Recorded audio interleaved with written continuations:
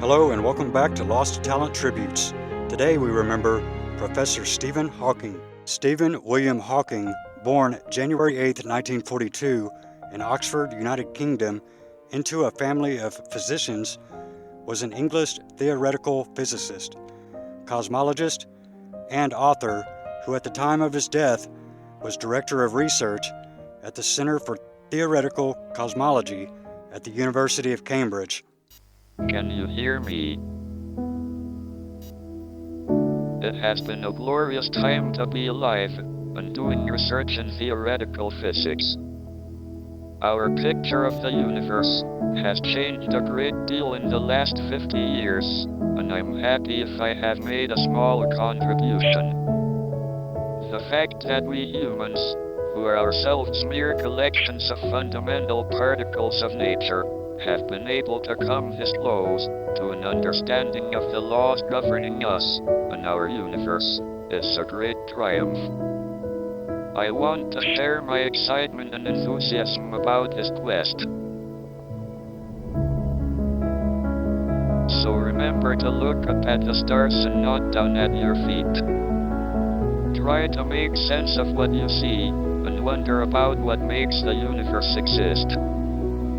Be curious. And however difficult life may seem, there is always something you can do and succeed at. It matters that you don't just give up.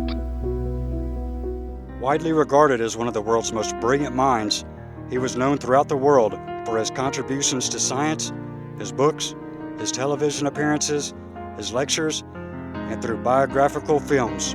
In October 1959, at the age of 17, he began his university education at University College, Oxford, where he received a first-class BA degree in physics. In October 1962, he began his graduate work at Trinity Hall, Cambridge, where in March 1966, he obtained his PhD degree in applied mathematics and theoretical physics, specializing in general relativity and cosmology. In 1963, Hawking was diagnosed with an early onset, slow progressing form of motor neuron disease, or ALS, that gradually over the decades paralyzed him.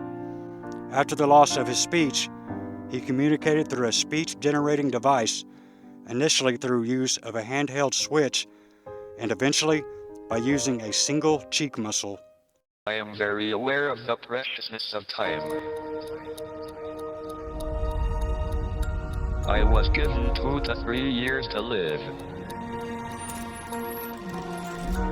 I faced a life unable to properly communicate.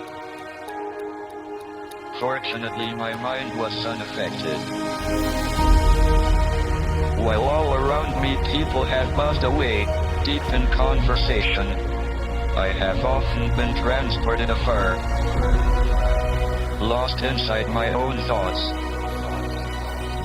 trying to fathom how the universe works. Perhaps it is human nature that we adapt and survive.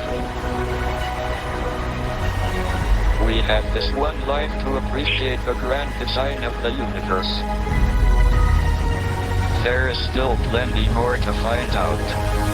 Professor Hawking broke new ground on the basic laws which govern the universe, including the revelation that black holes have a temperature and produce radiation, now known as Hawking radiation. At the same time, he also sought to explain many of these complex scientific ideas to a wider audience through popular books, most notably his bestseller, A Brief History of Time, which appeared on the Sunday Times bestseller list for a record-breaking 237 weeks.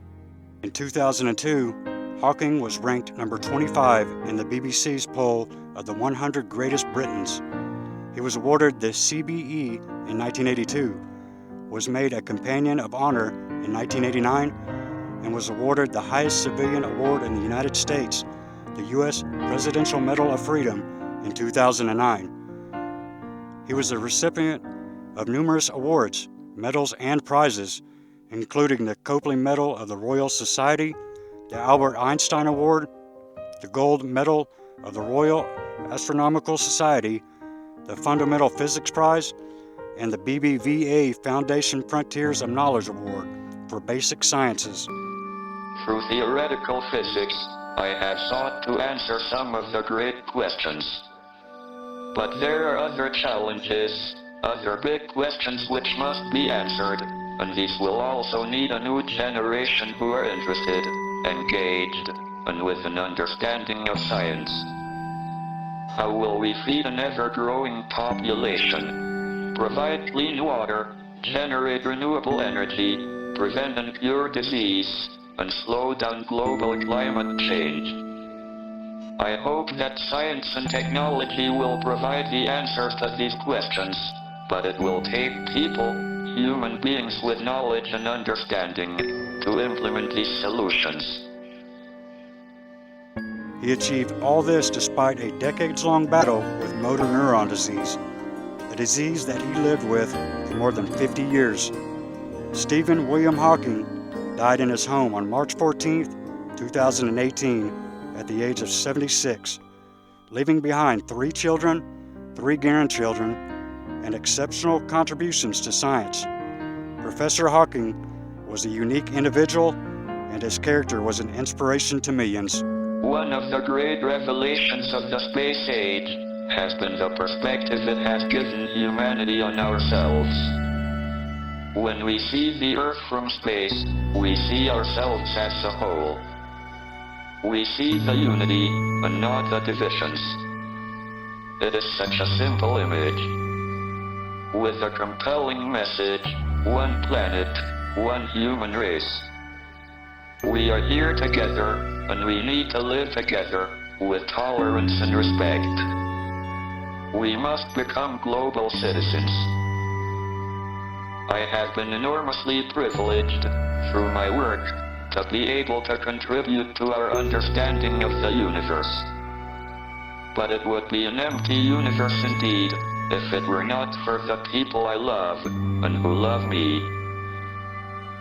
We are all time travelers, journeying together into the future. But let us work together to make that future a place we want to visit. Be brave, be determined, overcome the odds. It can be done.